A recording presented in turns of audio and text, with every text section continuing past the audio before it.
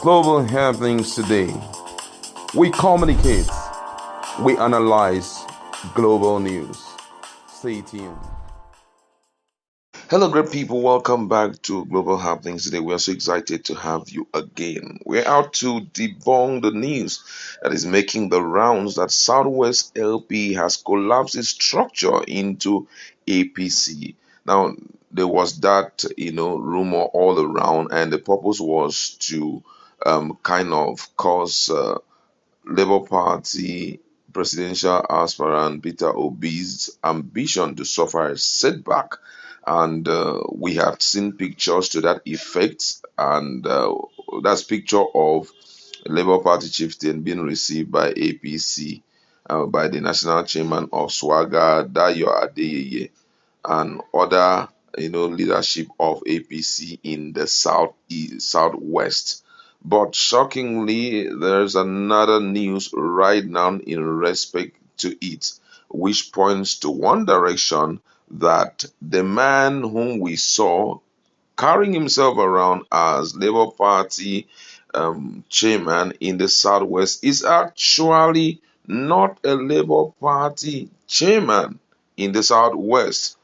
I'll give you full details of it in a jiffy. Now, according to the news, the Ondo State chapter of Labour Party has debunked the report of defection and collapsing of structure by the party in Southwest region for the presidential candidate of the All Progressive Congress APC, Bola Ahmed Tinubu.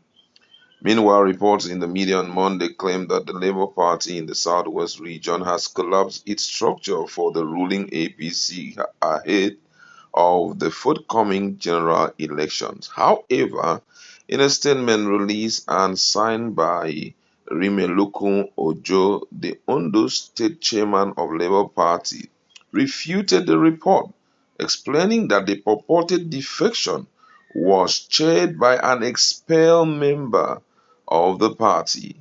The attention of the Labour Party of Nigeria, especially the Ondo State chapter, has been drawn to a purported meeting stroke defection held at Adegbemile Hall, Akure, today, Monday, 13 February 2023 at noon. The meeting, attended by about a few dozen people, alleged that the entire Southwest Labour Party has been merged with the All Progressive Congress APC with effect from today. As expected, the meeting was chaired by an expelled Labour Party member, Mr. Banji Omotosho, who was the then caretaker state chairman in Ekiti State from 2017 to 2019. She maintained that the party in the region remained indivisible and has never at any time and will under no circumstances ever think of merging with any other party, not even the All Progressive Congress APC that has brought untold hardship and suffering to the entire nation. The LP chairman insisted that the acclaimed coordinator of LP in the Southwest, Mr. Banji Omotosho, who defected to APC, has ceased being a member since January 2020. Speaking further, Ojo added that Omotosho has no authority to speak of the Labour Party in the Southwest, stating that the latter was expelled for gross malfeasance and anti-party activities. Wow, this is very interesting.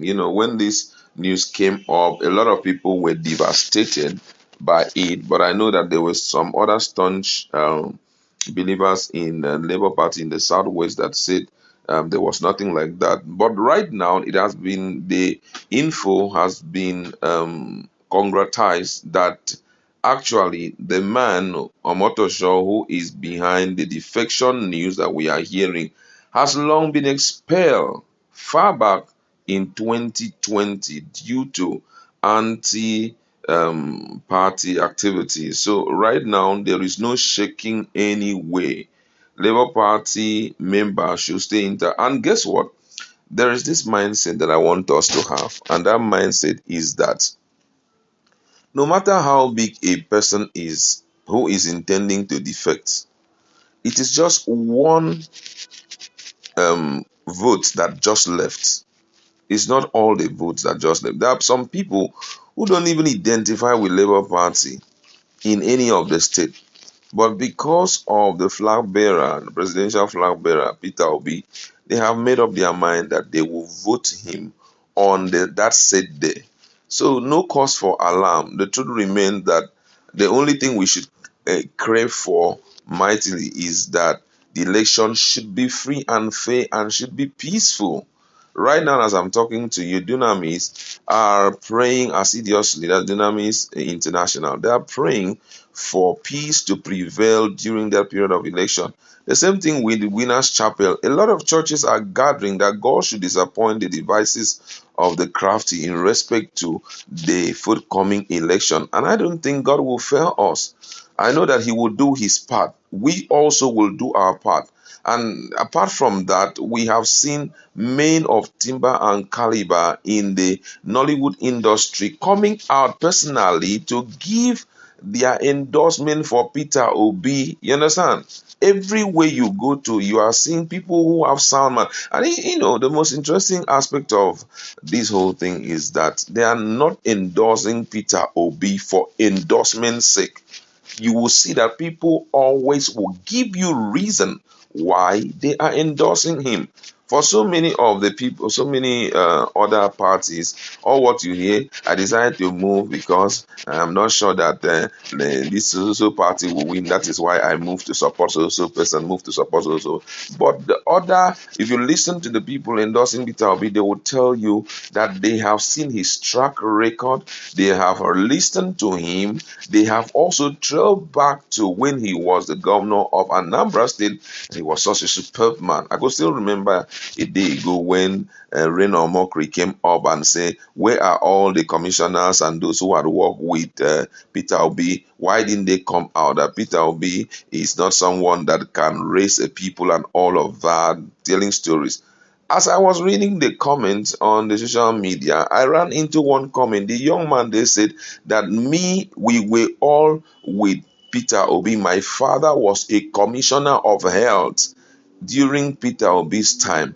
That at first we were never happy with the government. Reason being that there was no room for chop chop. That they were commissioners' children, but yet they did not eat anything, and they got so angry, and they didn't want Peter Obi to stay. Why? Because corruption was prevailing in other states, but in Anambra State there was no corruption. They were not having money like other people. You understand? See, that was the reason why they hate Peter Obi. But the young man now said, now that I am grown and I have seen the impact of corruption in Nigeria, I stand to defend Peter Obi anyway. That this is the ideal man who would change the narrative for the country.